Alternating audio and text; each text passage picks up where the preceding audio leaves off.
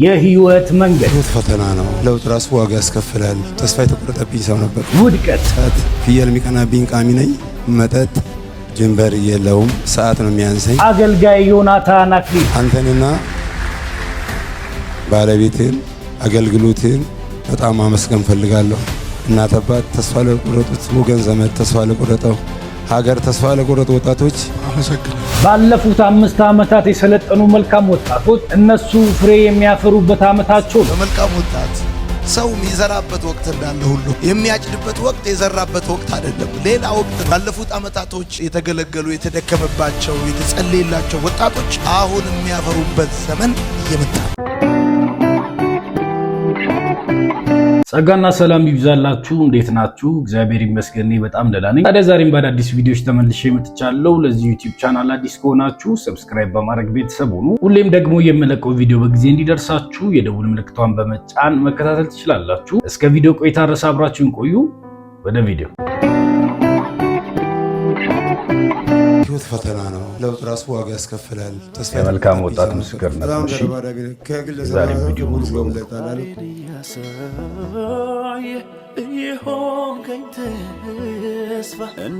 ሶስት ፓኬት ሲጋራ አይበቃኝም ነበር።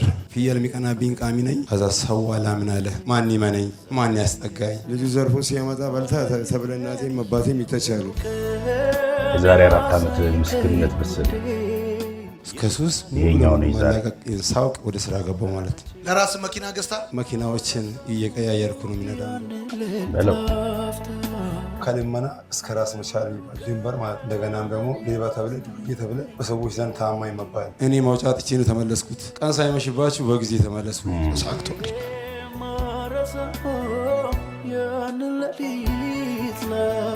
ቪዲዮውን ሳትጀምሩት ላይክ አድርጋችሁ ጀምሩ። ለዚህም አካውንት ደግሞ አዲስ ከሆናችሁ ሰብስክራይብ አድርጋችሁ ቤተሰብ ሁኑ። ከዛ በኋላ ደግሞ እስከ መጨረሻው ተከታትላችሁ ሐሳባችሁን ኮመንት ላይ አስቀምጡልኝ።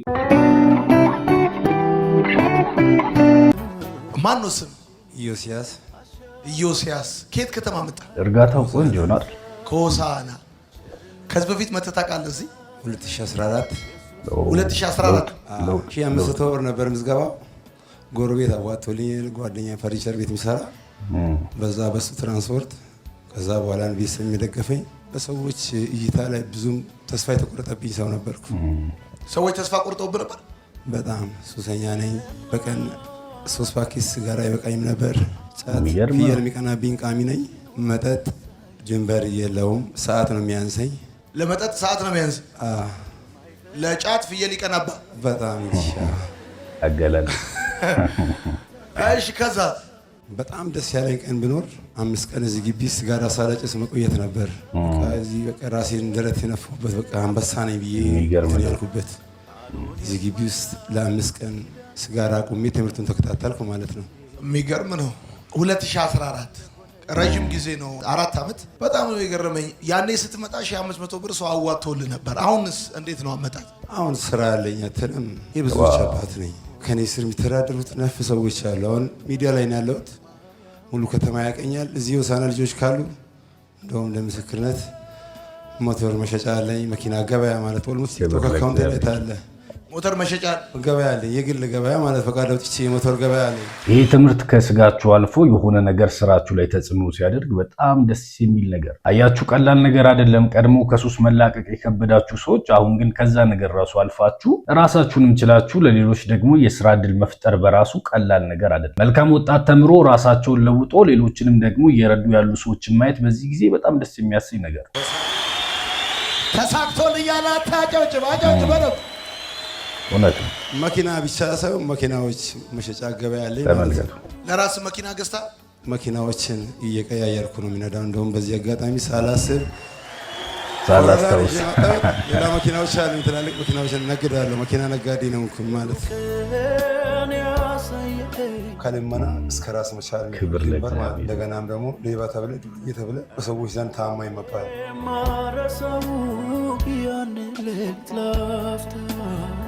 ከዚህ ተመለስክ? ዋው ተሳክቶልኛል፣ በጣም ተሳክቶልኛል ወዳጄ። በመልካም ወጣት ሰው የሚዘራበት ወቅት እንዳለ ሁሉ የሚያጭድበት ወቅት የዘራበት ወቅት አይደለም፣ ሌላ ወቅት ነው የሚታጨደው። ባለፉት አመታቶች የተገለገሉ የተደከመባቸው የተጸለየላቸው ወጣቶች አሁን የሚያፈሩበት ዘመን እየመጣ ነው፣ እየደረሰ ነው። ምክንያቱም እግዚአብሔር አምላክ ያለ ምስክር የሚተው አምላክ አይደለም። እግዚአብሔር ያ ክብር ለጌታ ይሁን። እንደዚህ ነው ሞተር ገበያው ማለት እንደዚህ ነው። የራሴ ሳለኝ የራሴ ሞተር ገበያ ነው። ራሴ ነኝ ማለት ያለሁት የራሴ ሞተር ገበያ ነው። ፍቃድ አውጥተህ? ፍቃድ አውጥቼ ማለት እችን ሳምንት በጣም ብዙ ገቢ እንዳለኝ አውቃለሁ። ግን ከገቢ የሚበልጥ ውስጤ ላይ አገልጋይም ተናገረኝ። አደራ በልታል ሄደ መስክር ብሎ ጌታ መንፈስ ቅዱስ ሲናገረኝ ነው የመጣሁት። ሂድና መስክር ብሎ ተብያለሁ ብዙ ቦታ ላይ ማለት እና ሰውም ደግሞ ያወረኛል። ለምንድን ነው ሄደ ድጋሚ ማታወራው? አንተን እዛ ሚዲያ ላይ ማት እንፈልጋለን። ለተበላሹ ወጣቶች ደግሞ መመለስ ምክንያት ነህ። አንተ ሰርታ አሳይታል የሚል ትርጓሜ ይሰጡኛል። ከዚህ ስትመለስ ህይወት እንዴት ሆነ?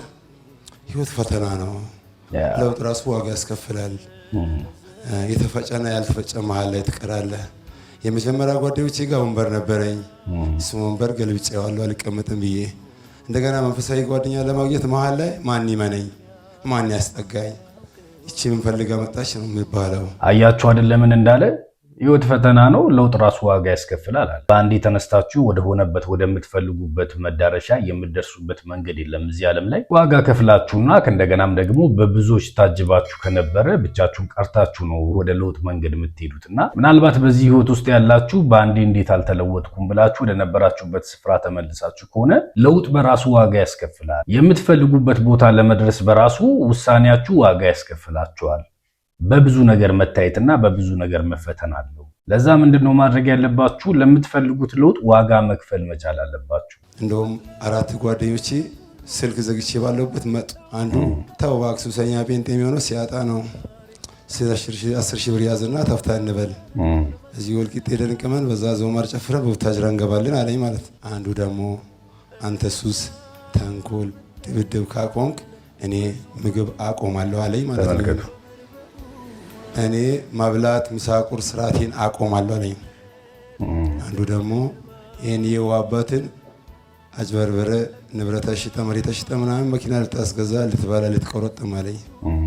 አንዱ ደግሞ መጨረሻው ምሳ ላይ አላወራም አለ። 4ቱም ጓደኞች ይሄን ንግግር መጨረሻው ምሳ ላይ አላወራም አለኝ። አንዱ ማለት አንደኛው ሰው ሱሰኛ ጴንጤ የሚሆነው ምን ሲያጣ ነው።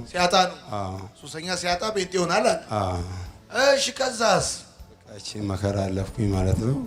መንፈሳዊ ክትትልም ዘጻታ ፖስትሪክ ዘጻት ቸርች ከዛ መንፈሳዊ ጓደኛ አገኘው። ሜምበርሺፕ ክትትል ይደረግልኝ ነበር። እዛ ክትትል ይደረግልሃል? ትማራለህ? እማራለሁ። ዋው ጌታ ሆይ አልኩኝ። 4 ወር ተኛው ማለት ነው ቤት ውስጥ ምንም ላለማድረግ ማለት ነው። ተመልከቱ ለውጥ። ከሱስ ሙሉ ለሙሉ መላቀቅ ሳውቅ ወደ ስራ ገባው ማለት ጫት ያንን ብዛት ሄክታር መቀመውን ሲጋራ ጭስ መውጫ የሚመስሉን አፍንጫዬና አፌን አሳረፍኩ ማለት።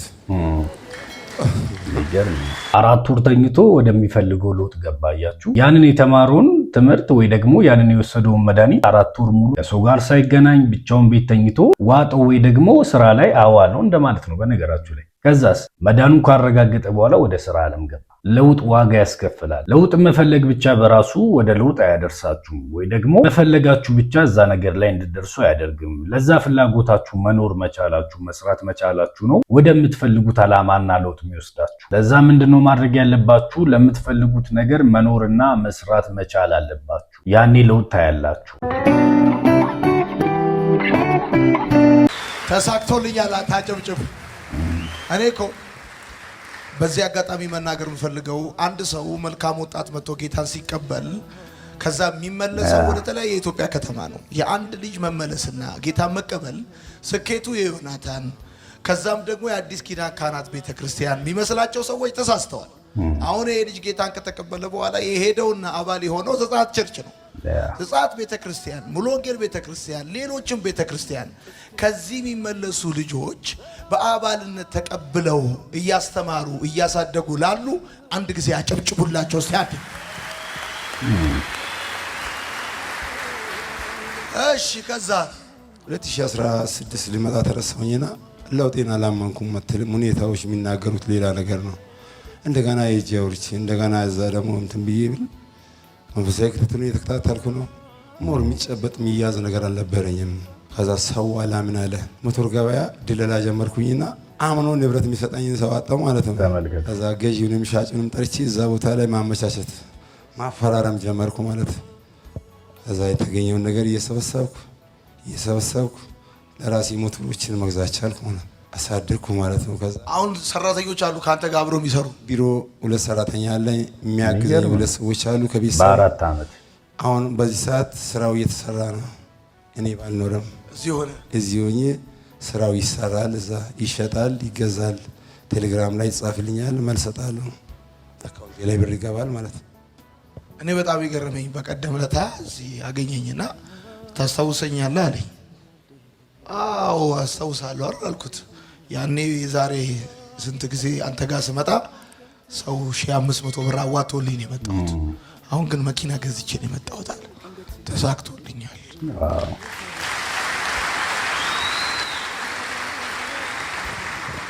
ተሳክቶልኛል። በነገራችሁ ላይ ዮኒ ከእግዚአብሔር ለወጣቱ የተሰጠ አገልጋይ ነው። ታውቃለህ፣ ያለ ብዙ ትርፍ የሚሰራ አገልጋይ ነው ብዬ ማምነው እሱ ነው። በቃ በዚህ ሀገር ላይ ሌሎቹ በጣም በብዙ ትርፍ የሚንቀሳቀሱ አገልጋዮች ናቸው። ይህ ሰው ግን በጥቂት ነገር የሚንቀሳቀስ ነገር ግን በብዙ ደግሞ ለትውልድ የሚጠቅም አገልጋይ ነው። ወጣቶችን ማገልገል እንደምታውቁት ከባድ ነው። ወጣት ምንም የለውም፣ ሰፖርት ማድረግ አይችልም፣ ሀሳብና ጉልበት ብቻ ነው ያለው እና ግን ትኩረት አድርገህ ባዶ እጅ ያለው ወጣት እሱንም ደግሞ በሱስ የወደቀ ቤተሰብ እንኳን የጣለውን ሀገር ተስፋ የቆረጠበትን ወጣት በእግዚአብሔር ቃል ማስተማርና መለወጥ በራሱ ልብ ይፈልጋል። ሰውነትንና ለውጥን የሚያስቀድም አገልጋይ መሆን ማለት በዚህ ዘመን እንደ ዮናታን አክሊሉ ገንዘብ ላይ ትኩረት አለማድረግ ለኔ እንደዛ ነው። በነገራችሁ ላይ ሌሎችን ተመልከታቸው፣ ሀብታም ሲያሳድዱ እርስ በርስ ይጋጫሉ። ይሄ ሰው ግን ማንም ዞሮ ማያየው ወጣት ነው የሚፈልገው።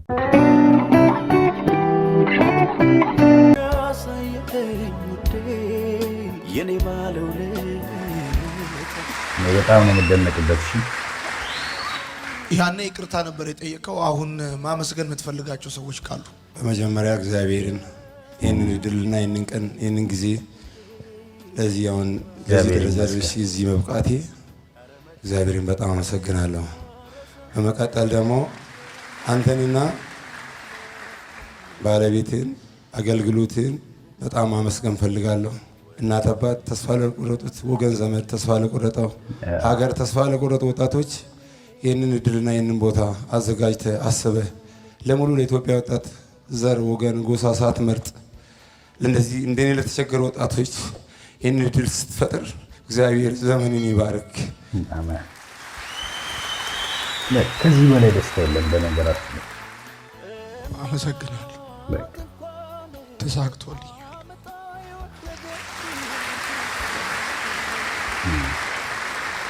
ሌላ ሶስተኛ የምለው እንደዚህ ለሚከታተሉኝ ለወጣቶች ነገ አዲስ ቀን ነው። ተስፋ እንዳትቆርጡ። በሱስ ውስጥ ላላችሁት ዛሬ የምትሄዱበት መንገድ እውነት መስሎ የምትሄዱት እኔ ማውጫ አጥቼ ነው ተመለስኩት። ቀን ሳይመሽባችሁ በጊዜ ተመለሱ። ምንም ክብር የለውም።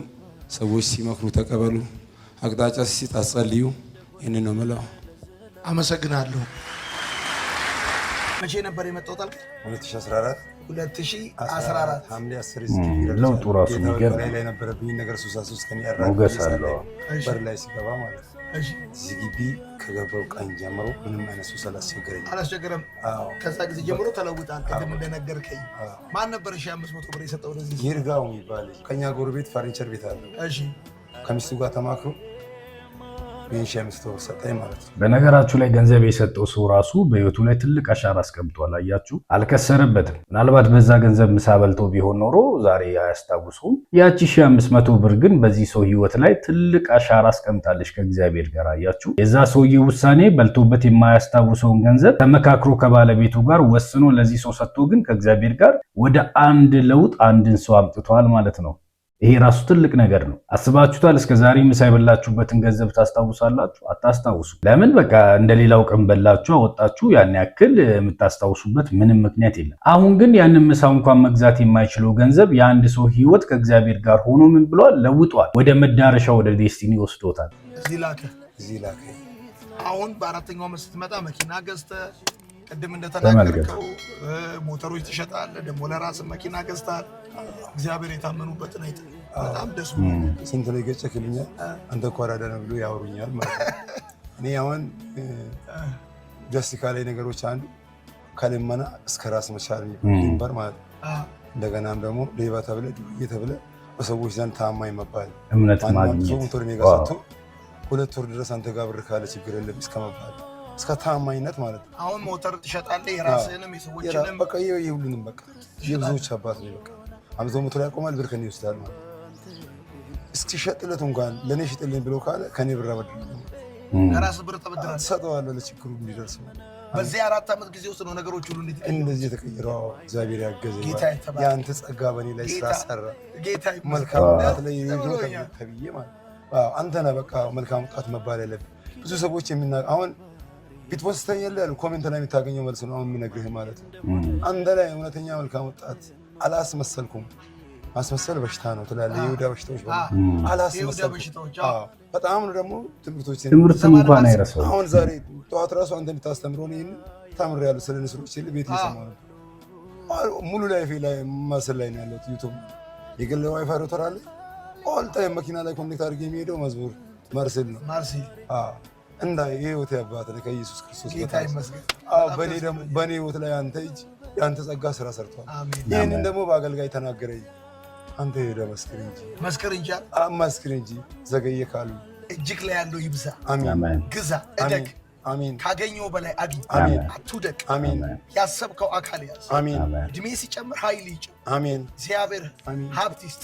አሜን። ደስታ ይስጥ። አሜን። ሰላም ይስጥ። አሜን። ረፍት ይስጥ። አሜን። ይከናወን። አሜን። ትክክለኛ ሰዎች ይስጥ።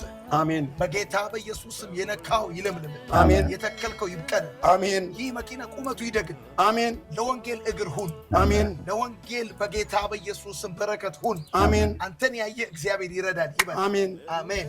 እግዚአብሔር ይመስገን። እንግዲህ ይሄ ቪዲዮ እንደሰማችሁት አስተማሪ ነው ብዬ አስባለሁ። በጣም አስተማሪ ነው። ካለፉት የ4 ዓመት ቆይታዎች በኋላ እንግዲህ ዛሬ ላይ ሲመጣ ይሄ ትምህርት ፍሬ አፍርቶ ከሱስ ዓለም አስወጥቶት ራሱን ችሎና ለሌሎች ደግሞ የሥራ ዕድል ፈጥሮ እንዲመለስ አድርጎታል። ታዲያ ይሄንንም ነገር ያደረገው የኛ ወንጌል ነው፣ መለወጥ የሚችለው ወንጌል ነው። ታዲያ እናንተም በተለያየ ሁኔታ ውስጥ ሆናችሁ ይሄንን ቪዲዮ የምትመለከቱ ሁላችሁም በዚህ ወንጌል ተጽናንታችሁ እንደገናም ደግሞ የተነገራችሁን የእግዚአብሔርን ቃል አምናችሁ ወደ ሥራ እንድትቀይሩት ለእናንተም ደግሞ ኮምፒውተር ያቀርብላችኋለሁ። ታዲያ ለዛሬ ይዤላችሁ የመጣሁት ቪዲዮ እነዚህን ይመስሉ ነበር። ቪዲዮቹ ቆንጆና አስተማሪ ከነበሩ ላይክ እና ኮሜንት ማድረጋችሁ እንዳትረሱ። ከወደዳችሁ ደግሞ ለወዳጆቻችሁ ሼር አድርጉላቸው። ዛሬ በዚህ አጋጣሚ ግን ወንድማችን አገልጋይ ዮናታን አክሊሉ እንወዳለን እያላችሁ ኮሜንት ላይ ጻፉለት። እንደምንወደውም ደግሞ በዚህ ቪዲዮ ኮሜንት ላይ እንግለጽለት። በጣም የተወደደ አገልጋይ ነው። ለወጣቶች ህይወቱንና እድሜውን የሰጠ እግዚአብሔርን በታማኝነት የሚያገለግል ወጣት አገልጋይ ነውና እኛ ዘንድ ብዙ ክብርና ፍቅር እንዳለው እናሳየው። ታዲያ ይህንን ቪዲዮ ለወዳጆቻችሁ ሼር አድርጉ፣ እንዳትረሱ ሰብስክራይብ ማድረጋችሁንም። ቀጣይ በሌላ ቪዲዮ እስክንገናኝ ድረስ መልካም ቆይታ ይሁንላችሁ። ጌታ ኢየሱስ ዘመናችሁን ይባርክ። ተባረኩ።